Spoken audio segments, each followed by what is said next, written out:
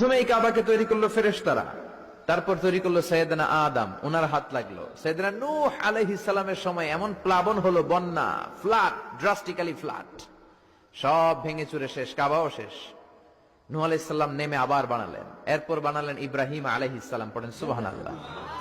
আল্লাহ একটা ফ্রেম দিলেন, ইব্রাহিম এতটুকু উঁচু করবা আমার ঘরটাতে, এতটুকু প্রশস্ত করবা, এতটুকু লম্বা করবা। কিন্তু উনি তো এত লম্বা না, এত লম্বা করবে কেমনে, নাগাল পায় না।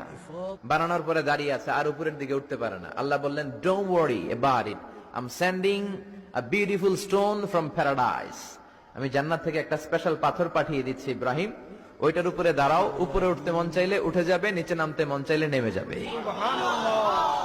মাকাম ইব্রাহিম, জান্নাত থেকে আসা ওই পাথর কাবা ঘরের পাশে আজও আছে না নাই?